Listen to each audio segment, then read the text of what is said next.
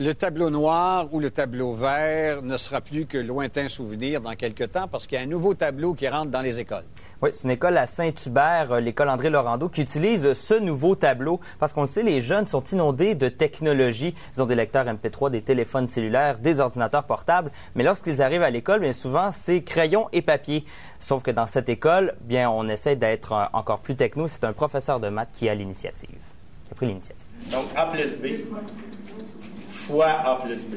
Jocelyn Dagenet, ce qu'on peut appeler un professeur branché. Il utilise depuis des années son ordinateur portable et un projecteur dans sa classe de mathématiques. Mais depuis décembre, il utilise un nouveau tableau interactif distribué par l'entreprise québécoise Demarque. Ce tableau devient comme un écran d'ordinateur de 78 pouces.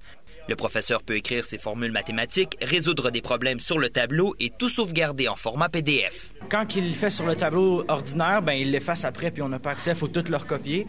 Tandis que quand il le fait avec le tableau, ben on peut aller les rechercher, les downloader pour les imprimer ensuite. Puis comme ça, quand tu as oublié de prendre des notes de cours ou que tu as oublié tes cartables chez toi, ben tu peux les avoir, puis c'est pratique. Si on met la mesure de ce côté-là au carré, c'est comme trouver l'air de ce carré-là. Donc. Les possibilités du tableau interactif sont nombreuses. Même s'il l'utilise depuis seulement quelques mois, le professeur trouve déjà que ses élèves sont plus attentifs. Ils me disent j'ai plus le goût d'écouter la partie théorique.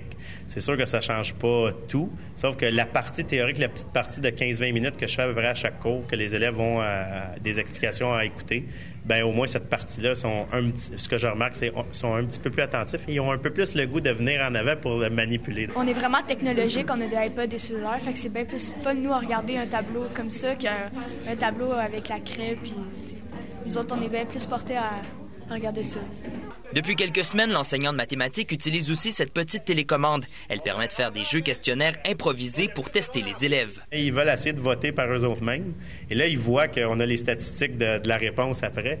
Là, ils trouvent ça bien intéressant de dire, là, ils veulent des explications. Ils se rendent compte que ça n'a pas super bien été. Les technologies comme celle utilisée par le professeur Jocelyn Dagenet démontrent que les enseignants tentent de suivre la mode.